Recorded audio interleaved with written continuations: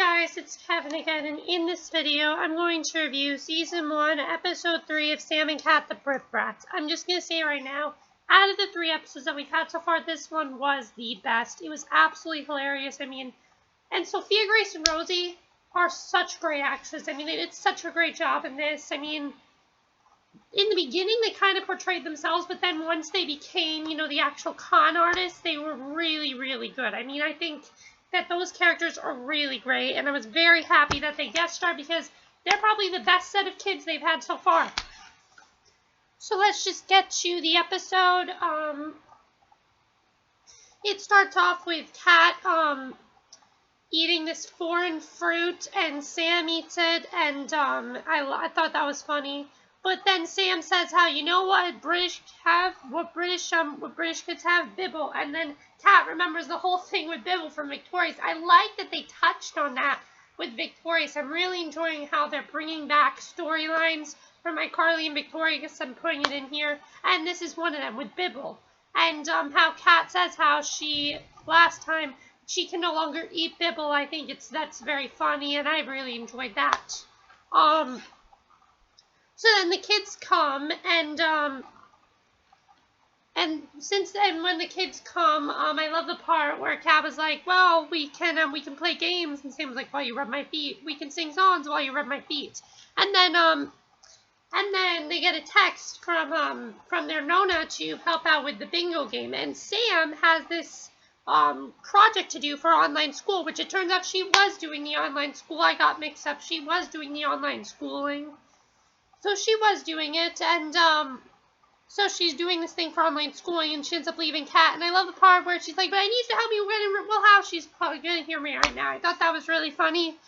And so then we come back, and we see that Gwen and Ruby seem like perfect little angels. They're reading, Gwen is knitting, and Ruby's reading a book about knitting. So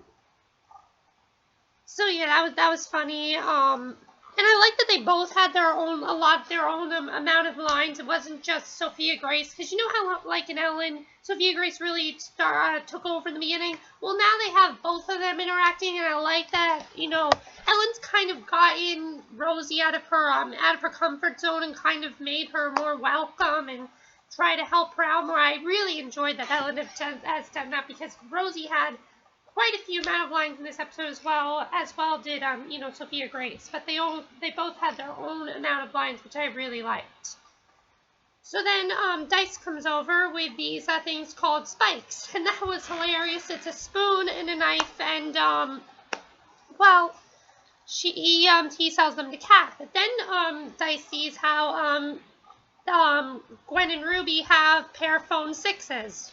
Which I don't know if the iPhone 6 is actually going to come out in 3 months like they said, but apparently in Sam and Cat time, the Pearphone 6 comes out in 3 months, but Gwen and Ruby have it early.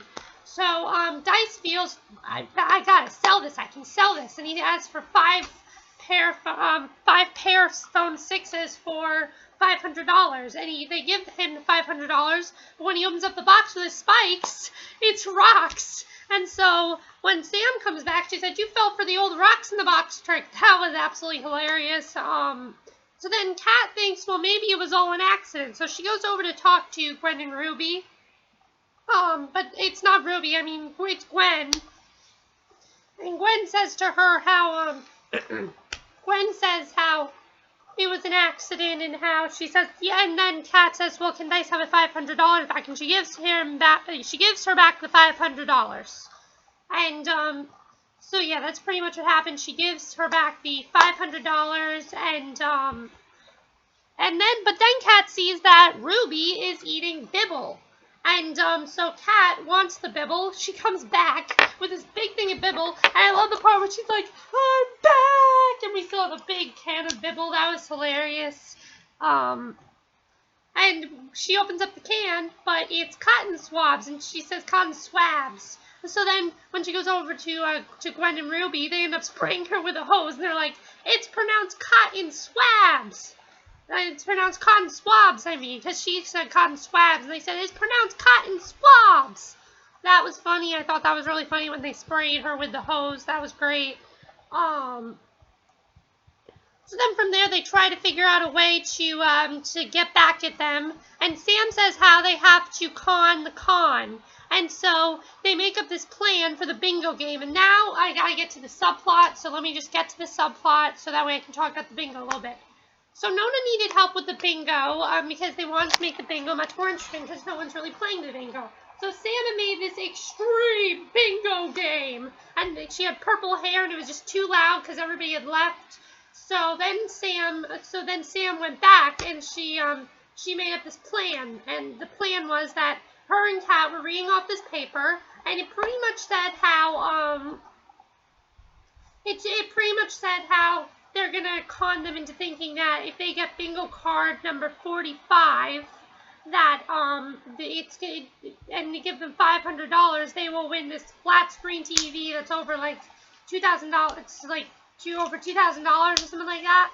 And that's what happens. And Gwen and Ruby hear about this and they want in immediately. So when Gwen and Ruby hear about this, they basically decide that they want to be part of this. And so then Sam and Kat plan the whole thing out, and it all goes well because the plan was for Kat to try to get the card, but then Gwen ends up getting the card, and Gwen and Ruby end up winning the bingo game.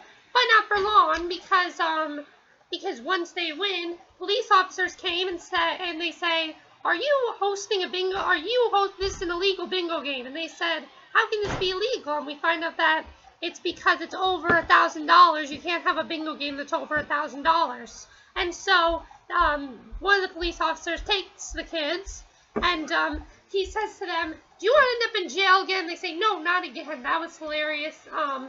And then after that happens, he leaves them near a dumpster, and then we see them say, "The British girls are gone." It turns out it was all staged. They're not really police officers, and that was hilarious. And so then all the other leads are like, "So you got your $500. What do we get?" And then Dice is like, "Spice for everyone." And that was hilarious. So honestly, it was a very funny episode. I thought it was really great.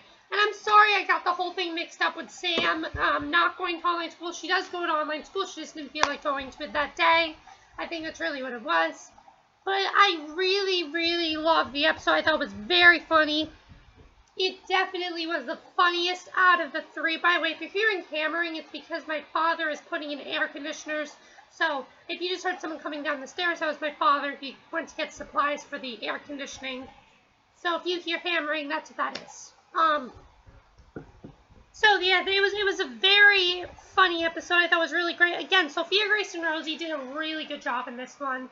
I thought they were just very funny, and as I said, it was definitely the best episode of Sam and Kat so far. I thought it was very funny.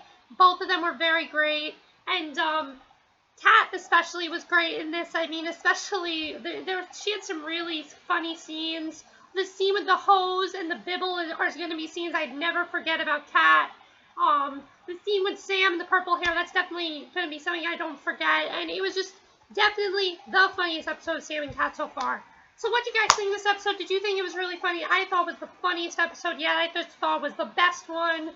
I thought everybody was strong. What do you think of Sophia Grace and Rosie? Do you think they're good actresses? I thought they were fantastic in this, especially the ending. I forgot to talk about the ending. When we come back, we see them shouting, and they're like, "Hello! We can't stay all night in the dumpster. It's not very safe." And then you hear the producers say, "Cut." And they say, and then Sophia Grace is like, "We've been on Sam and Kat." And that was hilarious. And I love the way that Sophia Grace pronounces Ariana Grande's name. She says, Ariana Grande or something like that. She pronounces her name wrong.